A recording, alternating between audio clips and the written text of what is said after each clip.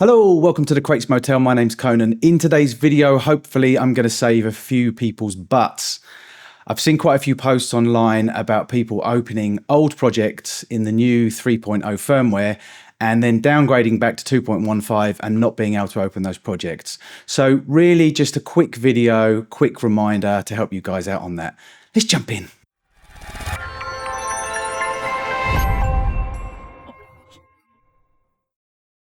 Okay, so we've just turned on the MPC One. We've got our blank page that we start off with. I always open my user template. Okay, so now I've got my blank canvas. So I'm going to open a project which I originally started in 2.15. So if I go into Browse, go into my MPC projects, let's open something from November 2022. As you can see, the way that I keep things organized is I date everything. So it's just what I've done since, I don't know, the late 80s when I first started working on Cubase, things like that. I just dated everything in exactly how I do now, basically the year, the month, then the day. So we've gone into November 2022. Let's open this project up.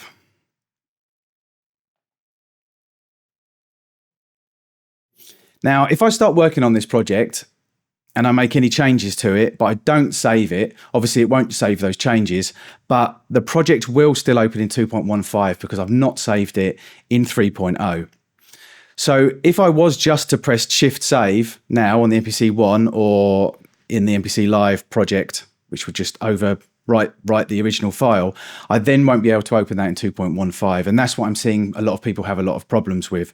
So the way that I would do things, this is how I would do it, is as soon as you open your old project, just immediately go into the save window, go project as, and then just resave it as a completely, with exactly the same name, but just put 3 on the end of it, or 3.0, or new firmware, or MPC 3, whatever you want to do, however you want to tag it, but just tag it with something so that you know that this is the version that you saved in 3.0.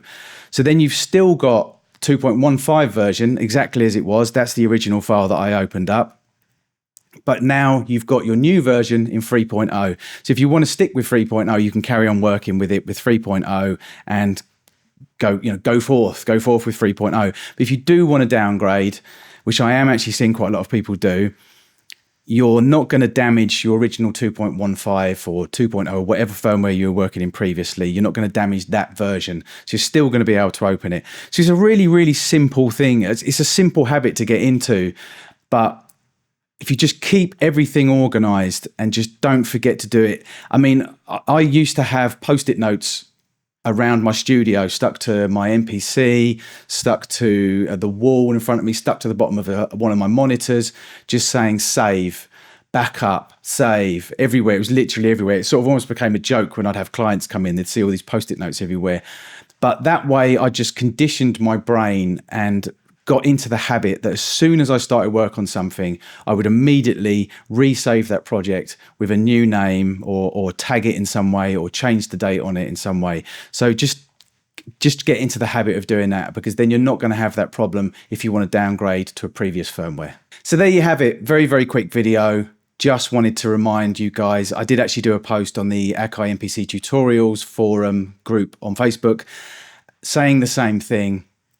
But yeah, just remember, it's a good habit to get into anyway, as soon as you open an old project or any project that you're working on, to just instantly save it under a new name so that you know that you started work on the new part of that project perhaps today. And that's why I date everything. So thanks for watching. This is a Crates Motel. My name's Conan. Till next time.